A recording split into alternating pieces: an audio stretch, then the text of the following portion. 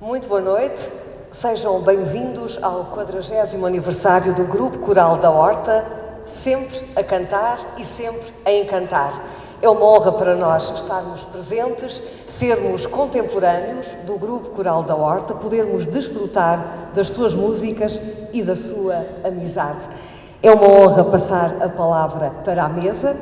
Na mesa temos o Presidente da Assembleia Geral do Grupo Coral da Horta, António Dutra, temos o Presidente da Câmara Municipal da Horta, Carlos Ferreira, temos o Presidente da Assembleia Legislativa da Região Autónoma dos Açores, Luís Garcia, que preside, temos ainda o representante do Presidente do Governo Regional dos Açores, o Secretário Regional do Mar e das Pescas, Manuel São João. Temos também um grande convidado esta noite que vai deliciar todos os presentes com algumas palavras, Monsenhor António Saldanha, e o Presidente do Grupo Coral da Horta, o nosso prezado e estimado Mário Muniz, a quem tenho o prazer de passar a palavra.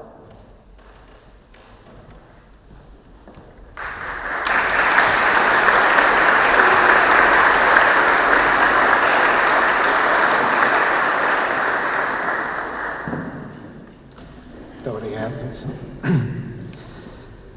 Excelentíssimo Senhor Presidente da Assembleia Legislativa da Região Autónoma dos Açores, Engenheiro Luís Garcia, Excelentíssimo Senhor Secretário Regional do Mar e das Pescas, Dr. Manuel São João, em representação de Sua Excelência, o Presidente do Governo Regional dos Açores, Excelentíssimo Senhor Presidente da Câmara Municipal da Horta, Dr. Carlos Ferreira, Excelentíssimo Monsenhor Dr. António Saldanha Albuquerque, orador desta comemoração, Excelentíssimo Presidente da Assembleia Geral do Grupo Coral da Horta, Sr. António Dutra, caros coralistas do centenário orfeal madeirense que nos visita, excelentíssimas autoridades civis, militares e eclesiásticas, bem como demais convidados aqui presentes, excelentíssimos coralistas e ex-coralistas do Grupo Coral da Horta, minhas senhoras e meus senhores,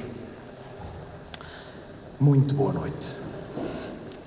É com gosto e emoção que vos dou as boas-vindas e agradeço a vossa presença nesta comemoração dos 40 anos do Grupo Coral da Horta. É a vossa presença em eventos como este e nas suas atuações que a muito custo e com sacrifício pessoal conseguimos promover, que nos dá força de vontade para continuar a trabalhar em prol da cultura em geral e da música coral em particular. Como já tive a oportunidade de referir noutras ocasiões, a nossa remuneração é tão só o sabor das vossas palmas e a audição dos vossos elogios quando terminamos uma atuação. Em proveito próprio, contentamo-nos com este pagamento. Porém, para a sobrevivência de grupos como o nosso, são necessários outros apoios que, em boa verdade, até têm surgido dentro das parcas disponibilidades das instituições públicas. Mas nós fazemos o possível e muitas vezes o teoricamente impossível por corresponder às expectativas criadas junto de quem nos consegue apoiar. Sabemos que, infelizmente, a cultura continua a ser o parente pobre dos orçamentos, porque não se pode medir o seu retorno financeiro. Mas também sabemos que o nível de um povo se mede pela sua cultura e não pela sua carteira. É este o paradoxo que urge resolver. Após este desabafo, que espero tenha alguma repercussão em quem de direito, termino agradecendo a quem nos tem apoiado. À Câmara Municipal da Horta, que desde que estou no Grupo Coral da Horta sempre nos tem apoiado, inclusivamente na cedência da nossa atual sede. A Sociedade de Amor da Pátria, que nos cedeu estas belas instalações para a efeméride e está sempre disponível para nos ajudar. A Direção Regional da Cultura, a Inatel, a Urborta, a Sociedade Filarmónica União Felense, a Sociedade Filarmónica Unânime Praense, à Igreja do Carmo, onde amanhã iremos cantar uma missa em homenagem aos nossos coralistas já falecidos, a Hotel Horta, à Aero Horta, ao Restaurante Medalhas, à Horta Alimentar, ao Hipercontinente, ao Sr. Manuel Soares, à Digialto, e espero não me ter esquecido de ninguém. Mas se por acaso esqueci, peço imensa desculpa, porque também gostaria de ter agradecido. Muito obrigado.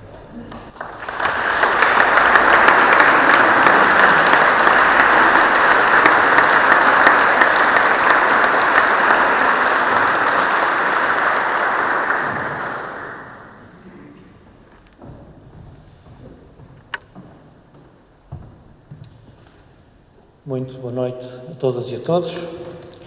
Excelentíssimo Sr. Presidente da Assembleia Legislativa da Região Autónoma dos Açores, Excelência, Sr. Secretário Regional do Mar e Pescas, Sr. Presidente da Direção e Sr. Presidente da Assembleia Geral do Grupo Coral da Horta, Monsenhor Saldanha, ilustre conferencista, Srs. Deputados Regionais, caro ouvidor, Srs. Presidentes de Junta e demais autarcas presentes, caros dirigentes das instituições aqui da Ilha do Faial, caros coralistas atuais e anteriores coralistas do Grupo Coral da Horta, caríssimos visitantes do Orfeão Madeirense, sejam bem-vindos também à cidade da Horta e à Ilha do Faial, caros convidados, minhas senhoras e meus senhores. É com muito gosto institucional e pessoal que, em representação do município, estou presente nesta sessão comemorativa do 40º aniversário do Grupo Coral da Horta. E gostaria, em primeiro lugar, de reconhecer todos quantos, ao longo destes 40 anos, deram corpo a este grupo coral, nas mais diversas atividades, nos órgãos sociais, como coralistas, e reconhecer também aos atuais e aos antigos membros do grupo, reconhecer também às suas famílias todo o apoio que dão para que as nossas instituições possam manter-se vivas, ativas, participativas na vida da comunidade e salientar isso mesmo, o papel das nossas instituições para a vida da comunidade. O Monsenhor Saldanha disse-me antes desta sessão que tinha notado que havia muitas obras ao mesmo tempo aqui na Ilha do Faial e por isso eu vou aproveitar o ensejo para dizer que é verdade, que as obras, a construção de infraestruturas é fundamental para o desenvolvimento territorial, em todo o lado e aqui também na Ilha do Faial. E nós temos efetivamente um número muito significativo de obras a decorrer ao mesmo tempo, cerca de 5 milhões de euros, que é um valor extremamente elevado e que penso que nunca a Ilha do Faial teve um volume tão elevado de investimento em obras públicas do município, em simultâneo, e explico ao Monsenhor Saldanha que assim acontece porque nós estamos a trabalhar no âmbito ainda do quadro comunitário anterior, o PAIO 2020, e, portanto, ou executávamos agora ou perdíamos essa oportunidade de financiamento e é por isso mesmo que estão a acontecer neste momento e em velocidade cruzeiro, espero eu, para conseguirmos cumprir os prazos do PAIO 2020 e conseguirmos aceder ao financiamento que foi projetado. Mas aproveito este ensejo para dizer também que nem só de betão se faz desenvolvimento, e subscrevo inteiramente as palavras do Dr. Mário Muniz. O desenvolvimento também se faz de cultura, faz-se de educação, e faz-se, na nossa perspectiva, de educação para a cultura, que é um conceito que nós queremos efetivamente implementar e desenvolver na nossa ilha. E as nossas instituições têm um papel fundamental, e o Grupo Coral da Horta, de forma muito específica também, tem abrilhantado vários momentos ao longo dos últimos 40 anos na Ilha do Faial, mas também noutras ilhas dos Açores e fora da nossa região, tem sido um digno embaixador desta ilha, sempre que se desloca ao exterior, e por isso também merece aqui um reconhecimento acrescido por parte do município e um incentivo para que continue efetivamente a apresentar a qualidade a que nos habituou ao longo destas décadas e que continue também a apresentar-se como um embaixador do Faial sempre que se desloca ao exterior. Por parte do município, gostaria também de salientar que não deverá haver nenhum outro município na região com a percentagem tão elevada do seu orçamento alocada aos apoios à cultura e ao desporto. E ainda bem que assim é. Nós pretendemos manter o apoio às nossas instituições. Estamos a trabalhar numa alteração do regulamento para que esse apoio possa efetivamente ser ainda mais eficaz e continuaremos a trabalhar com as nossas instituições, porque a Câmara Municipal, o município pode desenvolver muitas atividades em diversas áreas, designadamente na área musical e na área da cultura musical, mas sem as nossas instituições nós não conseguimos dinamizar a nossa ilha, não conseguimos dar alegria, não conseguimos dar vida social, musical e cultural à nossa população, e nós queremos efetivamente continuar a fazê-lo e aprofundar ainda mais essa mesma vida. Muito obrigado pela vossa atenção. Longa vida ao Grupo Coral da Horta.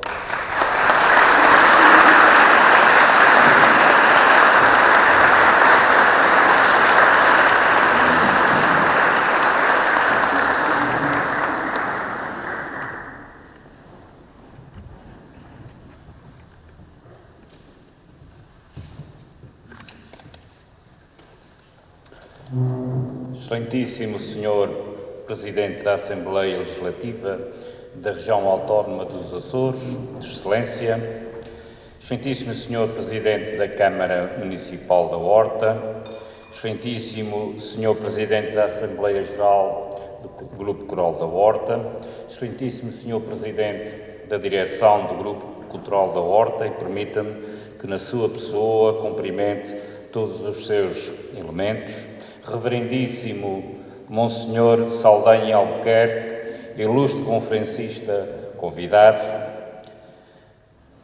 Senhora Deputada Regional, Senhores Autarcas, Reverendo Padre e Doutor Eclesiástico, Senhoras e Senhores convidados, minhas senhoras e meus senhores. Em nome de Sua Excelência, o Senhor Presidente do Governo Regional dos Açores, agradeço o honroso convite para participar nesta sessão comemorativa do 40º aniversário do Grupo Coral da Horta. Fundado em 1983, resultou do esforço de cerca de 3 dezenas de pessoas e teve como primeiro diretor artístico Manuel da Silva Azevedo, que aqui se encontra connosco e que é um prazer cumprimentar.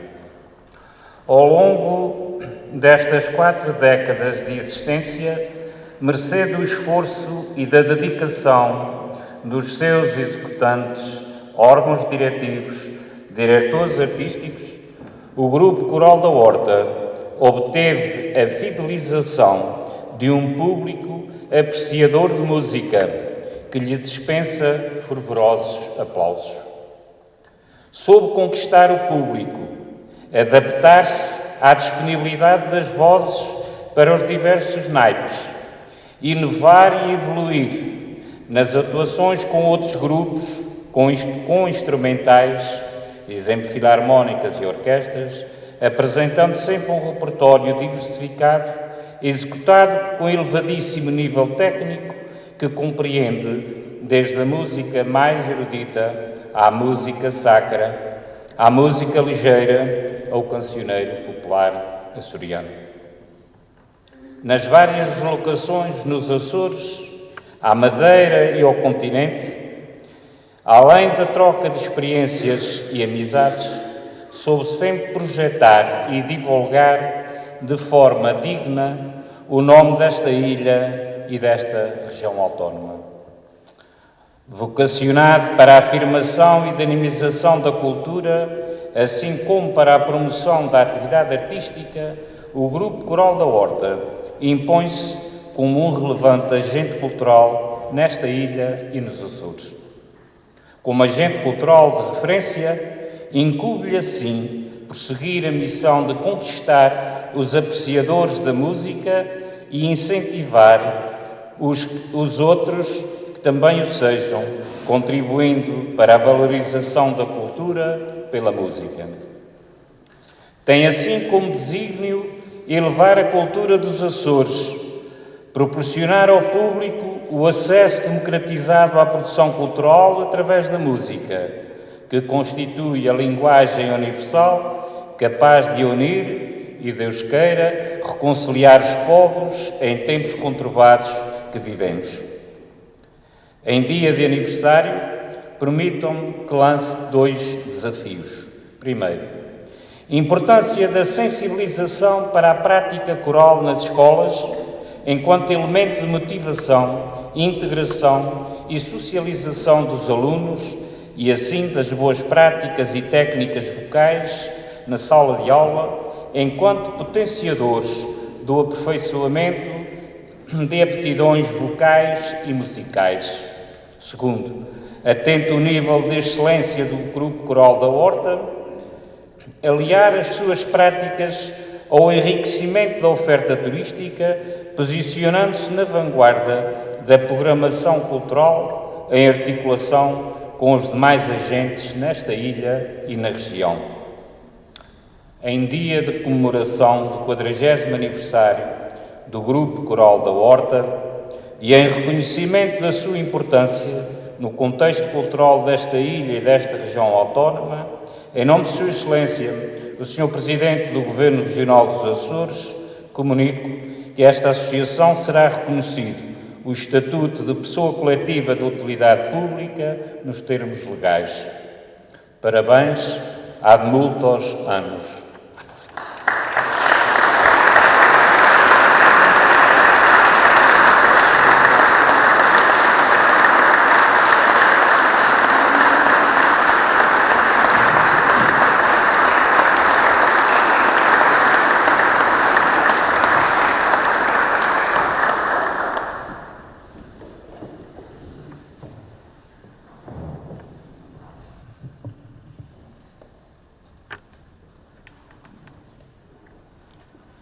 Boa noite a todos.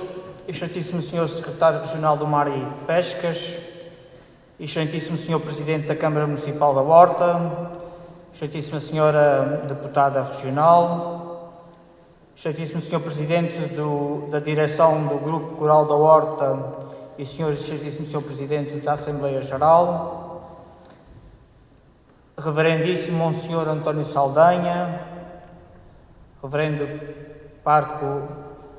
Marco Luciano, ouvidor eclesiástico da cidade da Horta, excelentíssimas autoridades, mais convidados aqui presentes, senhores autarcas, permitam-me um cumprimento especial ao Sr. Professor Manuel Azevedo, que bom é vê-lo aqui, caros coralistas, músicos, aniversariantes, convidados, minhas senhoras e meus senhores. Começo por saudar todos os presentes e dar, em nome da Assembleia Legislativa da Região Autónoma dos Açores, os parabéns ao Grupo Coral da Horta pelo seu 40º aniversário. Cumprimento de forma especial toda a sua direção, o seu maestro, os seus coralistas e músicos, os de hoje e os de ontem, agradecendo o trabalho de todos os que, ao longo destes 40 anos, deram corpo e fizeram forte o nome deste grupo coral. Deixem-me confessar também o gosto que tenho em estar aqui convosco esta noite e apresente duas ordens de razões para esse gosto em aqui estar. Em primeiro lugar, porque é meu dever e meu entendimento que, fruto das funções institucionais que ocupo, estar próximo das instituições, pelo que agradeço desde já o convite que me endereçaram e que me permite aqui estar. A segunda razão que reforça este meu gosto em estar convosco é porque sou um admirador, confesso, do vosso grupo e do trabalho que tem vindo a desenvolver ao longo destas décadas. O Grupo Coral da Horta orgulha e valoriza a cultura do Faial e dos Açores, pela qualidade que exibe nas suas atuações, pelo serviço cultural que presta na divulgação e na preservação da nossa música, tantas e tantas vezes enriquecida com os vossos arranjos, tornando-a ainda melhor e mais apreciada por toda a nossa comunidade. Exorto-vos, por isso, a continuarem a trabalhar em prol dessa qualidade que vos caracteriza e a envolverem também, sempre que possível, a nossa juventude, atraindo-os para o vosso grupo, formando-os ou aproveitando-os aqueles que são formados por outras instituições, designadamente pelo Conservatório Regional da Horta.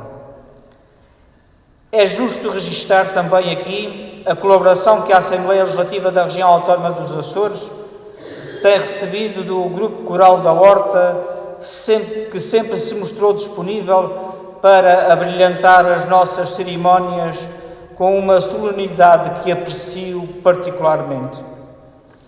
O Grupo Cultural da Horta bem pode ser considerado um dos porta-estandartes cultural desta ilha e é a prova de que a cultura nos enriquece enquanto comunidade e que por isso deve ser valorizada e apoiada. Tanto mais quando sabemos que muitas instituições, designadamente culturais, foram especialmente penalizadas pela pandemia da Covid-19 e que só há pouco tempo conseguiram recomeçar a sua atividade. Em tempo de paragem forçada por razões sanitárias, teve consequências na perda de recursos humanos, mas também na perda de hábitos e disponibilidades para ensaios e para atuações. Espero que este não tenha sido o caso do Grupo Coral da Horta, mas conheço muitas instituições que se queixam desses efeitos e que por isso devemos, dirigentes e entidades públicas, estar atentos a esta realidade, sob pena de algumas delas acabarem por fechar as portas, o que não é a nossa vontade. Para além desta problemática, a creche de Cofaial tem importantes infraestruturas culturais muito degradadas e até esquecidas.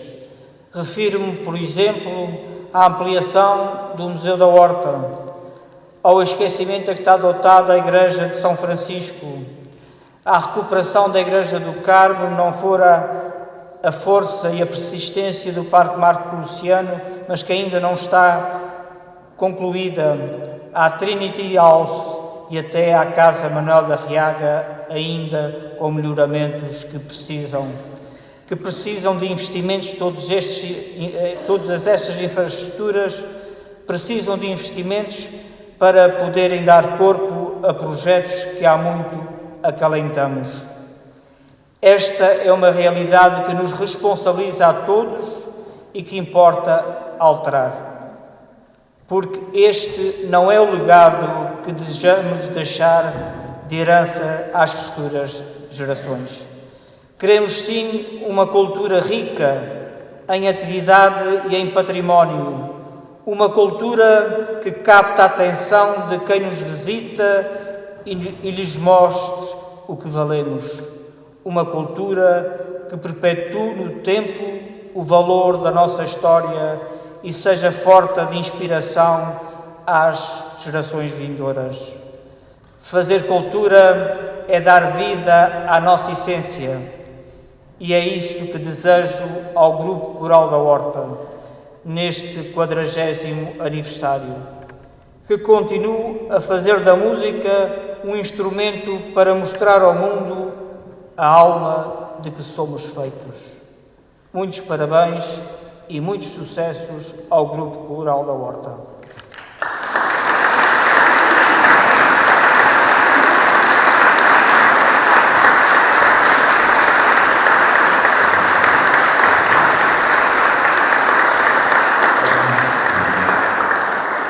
Muito obrigada pelas vossas intervenções, porque o dizer é o princípio do fazer. E ao dizerem, já começamos a fazer mais com o Grupo Coral da Horta, já a caminho dos 41 anos, podemos assim dizer. Sempre juntos, sempre a avançar. Hoje, curiosamente, é o Dia da Terra. Terra com letra maiúscula, terra ponto de chegada, ponto de partida, e chão para fazermos pontes. Hoje é o dia da comunidade luso-brasileira e falar da terra é falar de ciência, é falar de filosofia, de poesia, de música, de amor, de amizade, dos valores que nós queremos ter e manter sempre. Acredito que seja um especial gosto a Monsenhor António Saldanha estar aqui, recordando amizades de infância e de adolescência, e acredito que essas emoções, essas boas emoções, esses bons sentimentos sejam partilhados pelo nosso público. O nosso conferencista nasceu no mês dos Santos Populares, nasceu filho da cidade da Horta, filho de João da Silva de Saldanha e Albuquerque e de Maria Manuela Goulart Machado de Saldanha e Albuquerque, ordenado sacerdote a 26 de junho de 1994. Professor de História Eclesiástica no Seminário Episcopal de Angra, de 2000 a 2005, e podemos dizer que entre 1994 e 2005 muito fez na Ilha Terceira, junto dos mais jovens, junto da pastoral juvenil, junto também dos universitários católicos. Seria muito tempo necessário para dizer tudo o que foi feito. Podemos mesmo dizer que esta nota, muito breve, é inversamente proporcional ao tanto que foi fazendo e que foi partilhando. Peço perdão por dizer muito pouco, mas acredito que é imensa a nossa admiração por si e o gosto em recebê-lo e em escutá-lo esta noite. Então, podemos aqui recordar que é oficial da Congregação das Causas dos Santos, é doutorado em História Eclesiástica na Pontifícia Universidade Gregoriana. 2011 foi essa data feliz.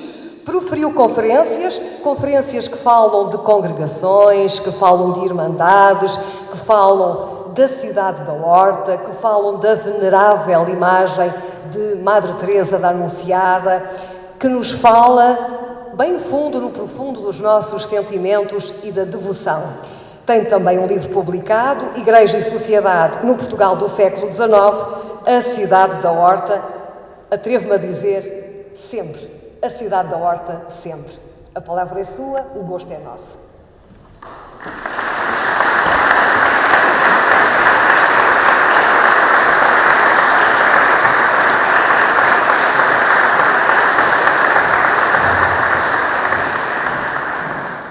Eu não vou conseguir falar tão bem do Grupo Coral da Horta como tiveram a bondade e a caridade de se referir a mim. Muito obrigado pelas vossas palavras, pela vossa estima e pela amizade que é recíproca e que nos une. Excelentíssimas autoridades civis e eclesiástica aqui presentes e que honram com a sua presença este ato e tornam-no mais solene e são a expressão do carinho que têm por este espaço de cultura que tem sido promovido há 40 anos pelo Grupo Coral da Horta. À direção do Grupo Coral da Horta e a todos os presentes, o meu obrigado e também o meu aplauso pela vossa sensibilidade e pelo carinho que tendes por esta instituição que se chama Grupo Coral da Horta. E vamos então começar a nossa conferência. A cidade da Horta está a celebrar os 40 anos do seu grupo coral mais antigo. Entendeu convidar-me para ser o orador nesta sessão solene. Um gesto que muito me honra e que aceitei com profunda gratidão, propondo-me a fazer, em poucas linhas e com algumas palavras, uma viagem pelo fascinante universo da música. Convido-vos a acompanhar-me e desde já previno que compreendo perfeitamente o cansaço que possa advir do escutar-me. Uma coisa é ouvir os sons da música instrumental ou coral, outra, uma conferência. Começo, desde logo, pela Horta.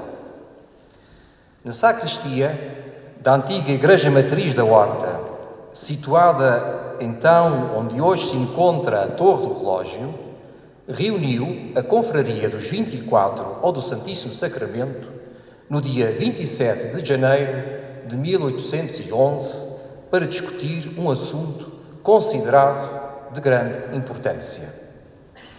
O padre Tomás Xavier de Sousa, mestre de capela, referiu naquela sessão que o coro era decadente, o que motivava a que quase ninguém participasse nas funções eclesiásticas e preferisse as igrejas dos regulares, porque ali presenciavam no culto divino o asseio que era impraticável na matriz. Falo de há 100 anos atrás. Pediu que fosse comprado um órgão de cuja encomenda e colocação se quis, pia e religiosamente, ocupar o mordomo, auxiliar de sua mãe, a ilustríssima senhora Dona Jerónima Pulquérria de Montorros, Paim da Câmara, viúva do senhor governador Jerónimo Sebastião Brum da Silveira. O órgão seria adquirido em Lisboa e a confraria a prestações foi-o pagando ao mordomo e à sua mãe. Quando li esta ata, apercebi-me do quanto foi importante nesta cidade, e julgo que ainda hoje o será, o cuidado pela música, e em particular durante as chamadas funções religiosas ou celebrações eucarísticas, como hoje é mais correto dizer-se. O mundo antigo está cheio de música. Na Europa dos paludos e das estepes, das florestas imensas e povoadas de animais há já muitos séculos extintos, ao mesmo tempo que se pintavam as mãos e todo o corpo e se faziam representações de cenas de caça, os xamãs rodopiavam e cantavam para invocar os espíritos e para curar os doentes e os possessos. E fomos evoluindo na sensibilidade musical. Mas não há instituição que mais tenha contribuído para magnificar esta extraordinária expressão do gênio humano que é a música do que o cristianismo. Na pessoa do seu fundador e na sua mensagem foram beber inspiração os maiores compositores que a história conhece. Sepultando a música da época helenista, acusada de exprimir sentimentos hedonistas e de depravação, o cristianismo adotou a música como meio de elevação e de oração, ligando-a aos textos sacros da Bíblia. Os textos sagrados estão literalmente encharcados de música. O corno, a cítara, a harpa, a lira, a trompa, a flauta, o tambor e vários outros instrumentos musicais da antiguidade sustentam textos que encontramos logo no livro do Gênesis, passando pelos Salmos, pelos profetas, pelos reis, pelos evangelistas e, finalmente, pelo Apocalipse. A música foi a maior revolução levada a cabo pelo cristianismo no mundo antigo.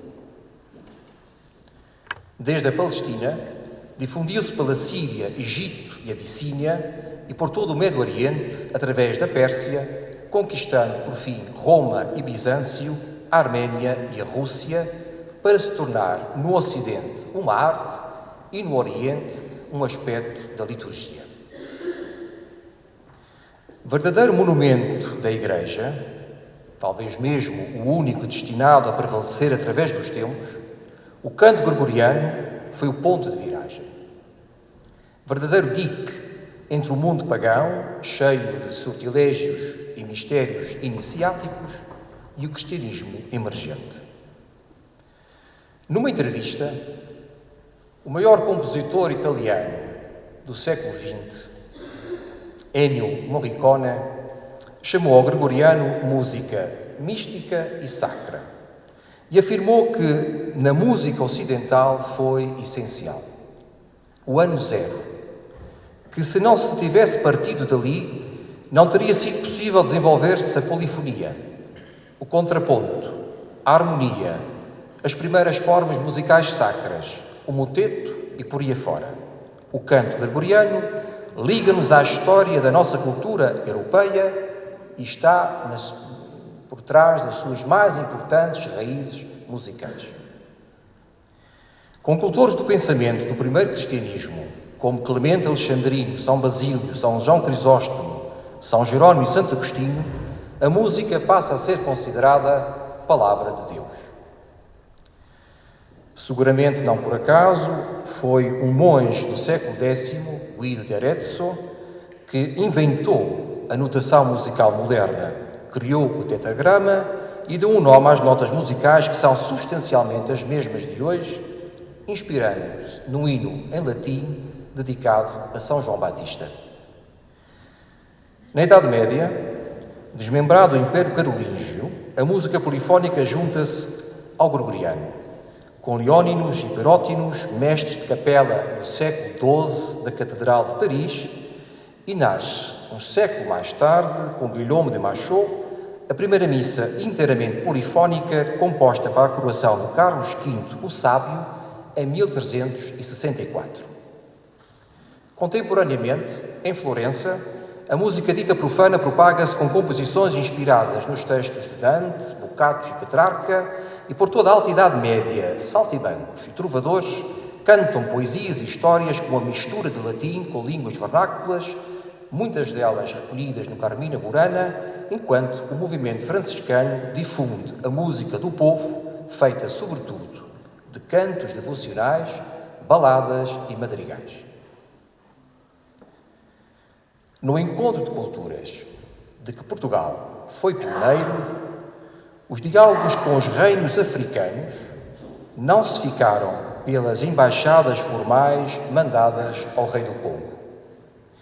Antes que se maculassem gravemente com o comércio dos escravos, os primeiros passos foram dados com o ensino da polifonia dos cantos religiosos, funcionando a música como eficaz veículo não apenas de evangelização, como também de consolidação de uma relação entre povos muito diversificados que, infelizmente, depois do reinado de Dom João II, não teve continuidade. Com o Renascimento, a música polifónica atingiu maturidade plena e grande esplendor criativo. Surgem grandes compositores, como Palestrina, o primeiro que teve praticamente todas as suas composições musicais publicadas e cuja famosíssima missa Papa Marcelli foi regularmente executada na Basílica de São Pedro até ao Concílio Vaticano II. Como é sabido, a Reforma Protestante se impôs em estados onde o povo era profundamente católico com a força das armas. Torturas e decapitações de centenas de monges, destruição de milhares de obras de arte e exílios forçados. No reino dos Tudor, Isabel I de Inglaterra não teve quaisquer contemplações com os representantes do catolicismo. Mas a música sacra, era de tal forma apreciada que o católico William Byrd, discípulo de outro grande compositor católico Thomas Tallis, foi nomeado mestre do coro de York e, apesar da perseguição religiosa então em vigor, foi-lhe poupada a vida e pôde publicar os seus motetos em latim para a liturgia católica. A marcar a passagem da música do Renascimento para a do período barroco, encontramos-nos com o gênio musical Cláudio de Monteverdi, que publica Orfeu, uma das primeiras óperas, e é o autor da monumental obra Vésperas da Bem-aventurada Virgem Maria, inspiradas no moteto de Nicolas Gomberti e Nilo Tempro Loquente Iesu. O período barroco, exuberante nas artes da pintura e da arquitetura, da escultura e da poesia, atinge, no meu entender, um esplendor e uma invulgar capacidade criativa na música. Seria uma ladainha maior do que a dos santos referir a quantidade de compositores católicos convictos que este período produziu, além do protestante devoto Bach. Com Arcangelo Corelli, Scarlatti, Handel, Pergolesi, Haydn, Cherubini, Rameau, Lully e Charpentier, os instrumentos musicais, os textos sacros, os libretos com finalidade moral, as vozes humanas, hinos antiquíssimos, são passados para as pautas com uma maestria inigualáveis. Ainda hoje, o Stabat Mater Pergolesi comove quem o escuta e se iniciam as transmissões televisivas internacionais ao som do prelúdio do Te Deum de Charpentier. Desde os tempos remotos da liturgia, os compositores traduziram em música os grandes mistérios do cristianismo de modo a favorecer a sua contemplação através do canto e dos instrumentos.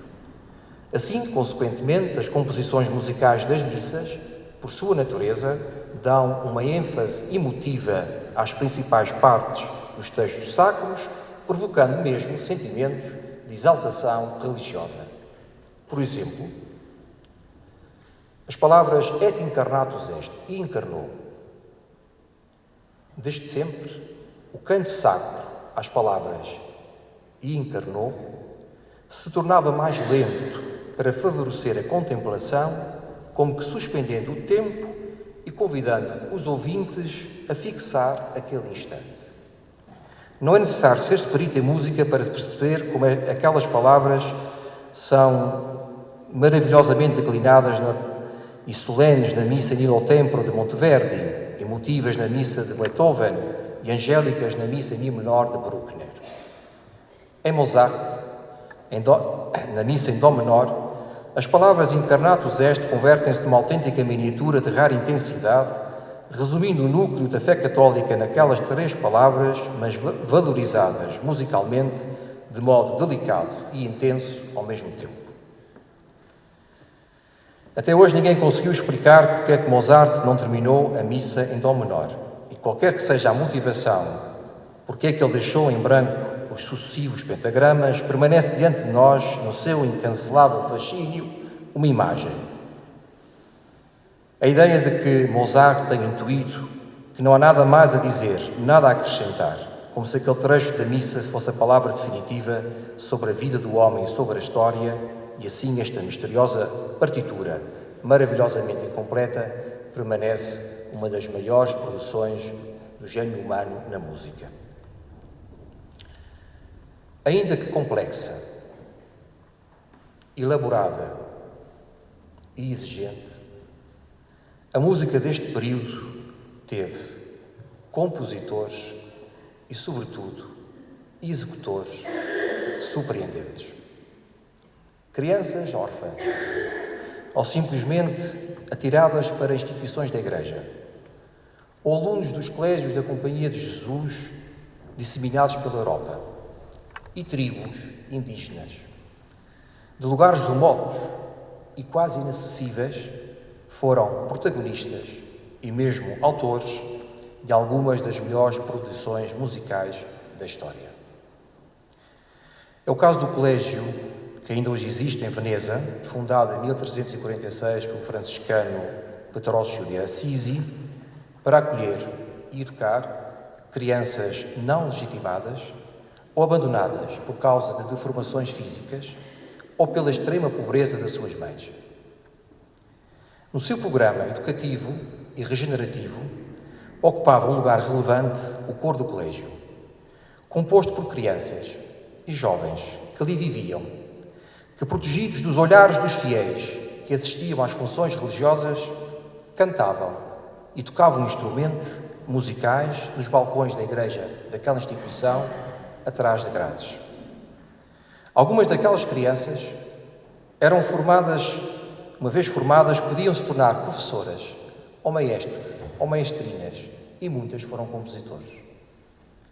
O padre António Vivaldi, famosíssimo compositor das 4 estações e de centenas de outras obras-primas, foi mestre de capela de 1713 a 1740 naquele colégio.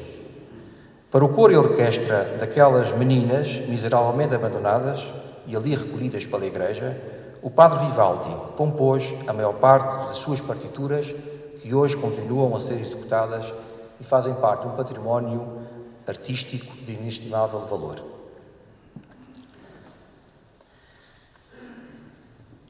Mas é nas antigas terras de missão latino-americanas que chega até hoje uma lição que, no dizer de Giampaolo Romanato, professor universitário de História da Igreja e membro do Comitê de Ciências Históricas, pode ensinar alguma coisa à pobre e cansada música litúrgica da Europa de hoje.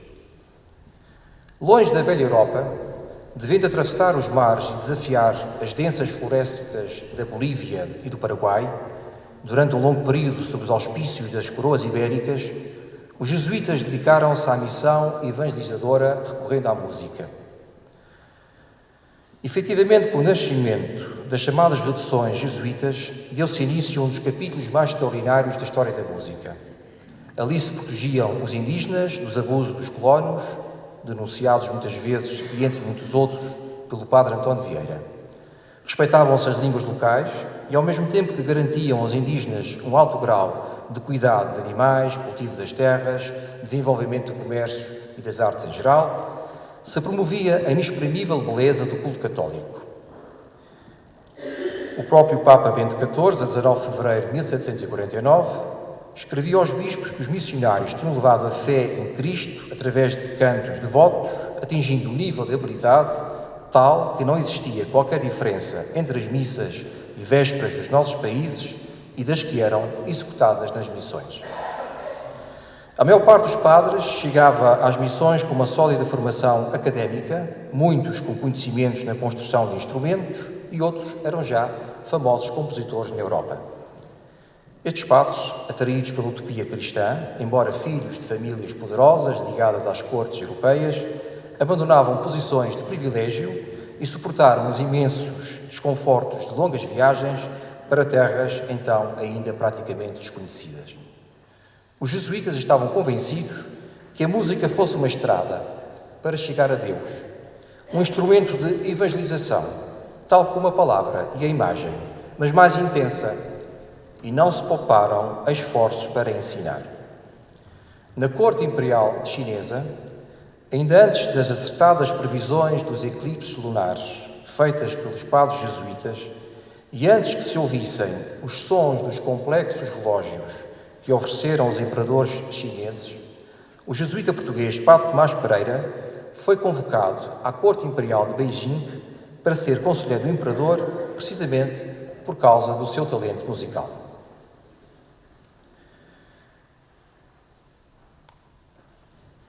Uma vez ordenado, o padre jesuíta Sepp foi ensinar música no Paraguai.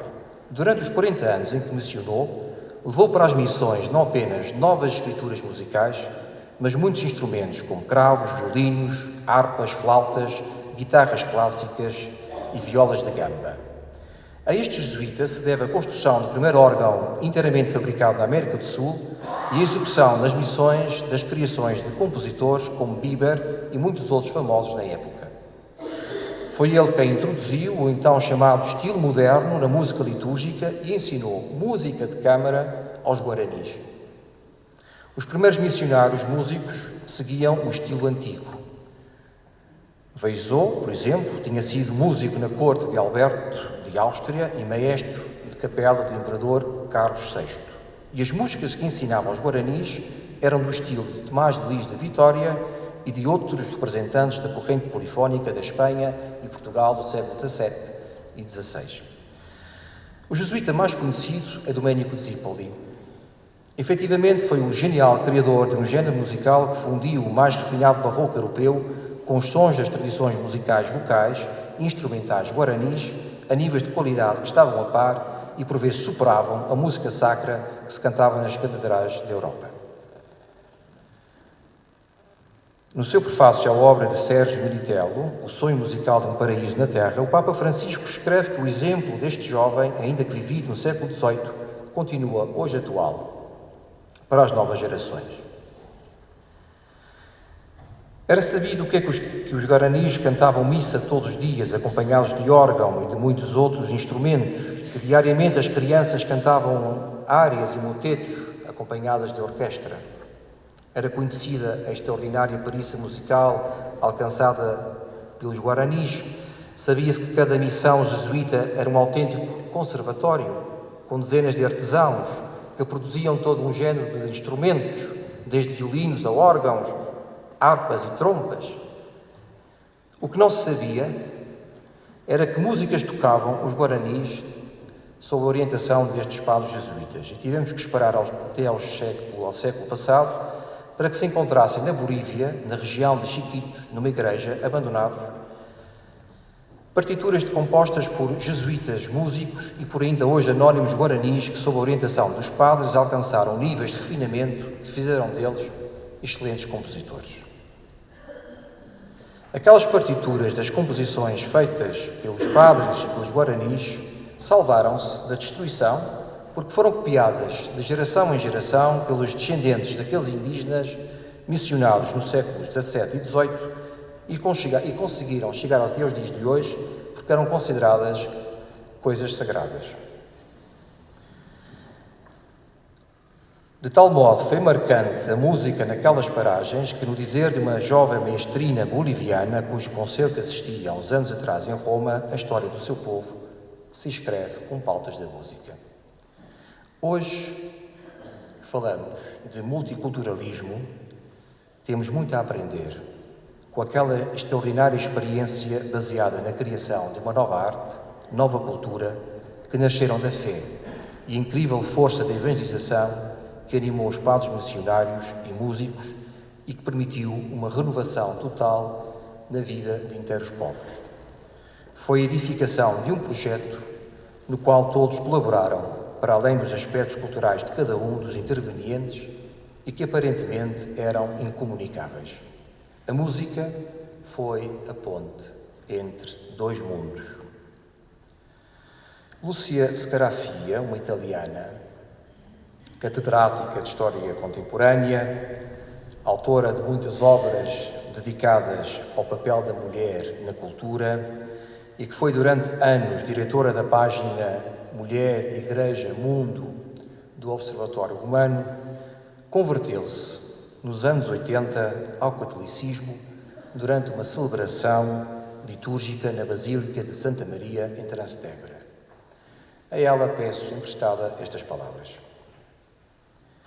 Impõe-se uma reflexão sobre a pobreza de muita da música litúrgica de hoje, que no esforço de modernizar-se e de avizinhar-se aos gostos de um povo sempre menos cultivado musicalmente, decai frequentemente em ritmos que recordam cançõezinhas e não levam à atenção religiosa. É música de entretenimento, de cantar num coro para nos fazermos sentir juntos, não música que aproxima de Deus, que sensibiliza o fiel, mesmo se iletrado, para a potência e para o mistério do Criador. Tinham mais coragem os missionários dos séculos XVII e XVIII. A escuta das suas maravilhosas músicas nos ensina que é necessário ousar mais, que é necessário propor aos seres humanos uma estrada para o alto, mas rica de aquisições espirituais, em vez de descansar sobre o imediato favor de um público não mais educado a abrir os próprios ouvidos para avizinhar-se de Deus. E já vou terminando. Ao período barroco sucedeu o classicismo e o romanticismo. Foi seu direto precursor, Haydn, com seu oratório A Criação, composta a partir do livro do Gênesis. Tal como os arquitetos da Idade Média encontravam na construção de uma catedral o ponto máximo da sua capacidade humana de criar algo para Deus e para a posteridade humana, dezenas de compositores do século XIX simularam a compor missas para coros e orquestras. Embora sublimes em muitos casos, como as missas de Schubert, é contudo a missa solene de Beethoven que pontifica neste século de redescoberta do classicismo e continua insuperável a sua 9ª Sinfonia e sempre empolgante o texto de Friedrich Schiller que a acompanha e que atualmente é considerado o hino da União Europeia. Chegados ao século XX, prolixo em estilos musicais e com quase infinitos recursos de composição e execução musical, choca positivamente dar-nos conta que até mesmo em mundos de profunda desumanidade, como eram os campos de concentração nazis e os gulags stalinistas, também se produziu música. Redescobriram-se, nas últimas décadas, cerca de 8.000 partituras escritas naqueles lugares de horror absoluto, compostas entre 1933, desde a abertura de Dachau, até 1953, ano da morte de Stalin.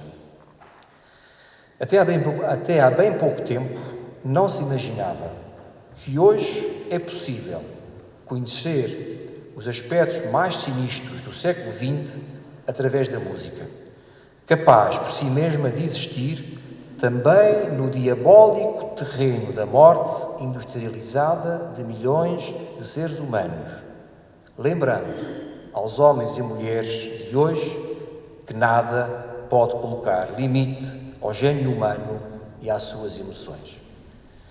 No dizer de Francesco Lutoro, no seu recentíssimo livro sobre este argumento, a música, produzida em cativeiro, tinha poderes taumatúrgicos, mudava literalmente as coordenadas humanitárias dos lugares de prisão e de deportação, pulverizava as ideologias que eram a base dos campos de concentração e gulag. Provavelmente não salvava a vida, mas seguramente esta música nos salva. Talvez poucas foram as épocas da história que exigiram, como hoje, um renovado cuidado na educação musical das novas gerações.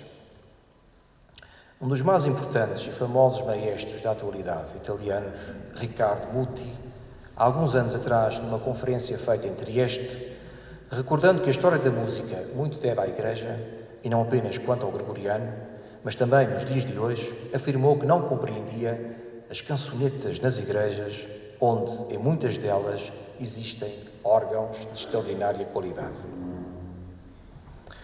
A reabertura de conservatórios nos Açores, os restauros de vários órgãos de tubo, as diferentes ações de formação que se têm promovido com os grupos corais paroquiais, a recente publicação pela Conferência Episcopal Portuguesa de um repertório de música litúrgica para uso nas celebrações dominicais, colocaram decisivamente a nossa Diocese na estrada da renovação litúrgica promovida pelo Concílio Vaticano II e tem possibilitado um significativo melhoramento nas duas últimas décadas na escolha e interpretação do canto nas nossas assembleias litúrgicas.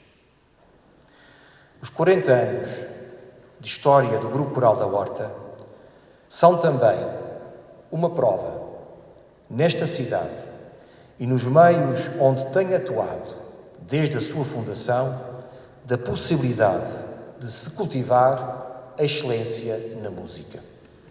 Fundado na noite de 3 de abril de 1983, quando li isto, fez-me recordar a noite dos Conjurados de 1640.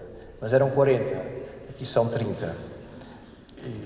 E também foi por boa causa. Fundados na noite de 3 de abril de 1983, a partir da confluência de objetivos e de interesse pela música de cerca de 30 cidadãos da Ilha do Faial, teve como seu primeiro diretor artístico o professor Manuel da Silva Azevedo, que muito nos honra e alegra com sua presença. E realizou o seu primeiro concerto no dia 9 de julho de 1983, nesta mesma sociedade, Amor da Pátria, que hoje acolhe a celebração dos seus 40 anos de aniversário. O Grupo Coral da Horta é um dos mais bem conseguidos espaços de cultura musical numa ilha que teve, neste âmbito, a sua mais elevada expressão na anual missa em honra de Santa Cecília, que há mais de meio século congrega coros paroquiais e músicos de toda a Ilha do Faial. Ao olhar para o itinerário do Grupo Coral da Horta, com um conspícuo historial de concertos, não é difícil admirar o trabalho mantido pelas diversas gerações de coralistas. Considerando as múltiplas atuações em todo o território nacional e a participação em eventos com outros grupos musicais, podemos considerar o Grupo Coral da Horta como um dos melhores embaixadores do Faial e das Ilhas dos Açores. O Grupo Coral da Horta é uma lição cívica, de serviço do bem comum, através da música. O sacrifício que os coralistas fazem do seu próprio tempo, a constante procura de perfeição nos seus concertos e atuações das dezenas de elementos que compõem o Grupo Coral da Horta, merece um reconhecimento oficial da região autónoma dos Açores e do Estado português. Em tempos difíceis como os atuais em que vivemos, com inquietantes sintomas de crise de valores humanos, o Grupo Coral da Horta ajuda a educar a nossa sensibilidade e a irmos para além de todos os confins da nossa mente e do nosso corpo. E termino com uma nota pessoal. Vejo que estão a sofrer quase como se estivessem no dentista. Isto está mesmo a cara. Termino com uma nota pessoal. No que toca à música sacra e erudita, que ainda criança ou jovem escutei nesta nossa amada ilha, recordo os quíries da missa A Grande Instrumental, como se dizia por ocasião da festa de Santa Cecília, sustentados pelo som do violoncelo do Sr. Thierry e pela voz potente do Sr. Nestor Machado, conhecido músico e mestre de capela da nossa ilha. Mas ficou-me igualmente impressa na minha memória um dos primeiríssimos concertos de Natal do Grupo Coral da Horta, transmitido pela RTP Açores, e a sua interpretação de uma parte da cantata 147 de Bach. Composta para a solenidade da visitação de Maria, exalta a potência divina e transmite-nos uma mensagem de solenidade e doçura, sobretudo no famosíssimo trecho que foi interpretado pelo Grupo Coral da Horta, Jesus é a nossa alegria. Com esta recordação, deixo os meus parabéns ao Grupo Coral da Horta por estas 4 décadas de serviço à nossa cultura através da música, a única realização humana verdadeiramente livre. Porque mesmo depois de entrar numa partitura, ela só permanece ali para poder ultrapassar as contingências do tempo e aceder à eternidade. Obrigado, Grupo Coral da Horta. Aplausos a eles.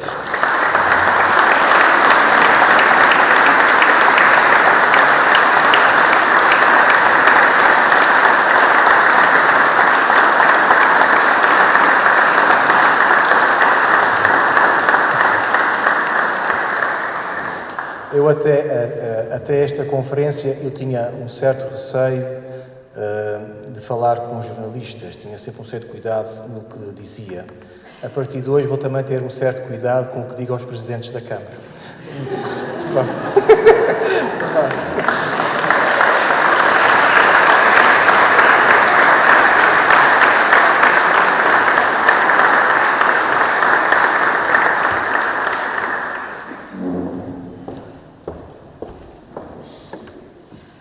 Uma delícia escutá-lo. Uma noite de luz, uma noite de brilho, uma noite de presentes. Desde logo, somos presentes neste momento e é uma prenda muito apetecida para o Grupo Coral da Horta, que também tem presentes para entregar, não é assim?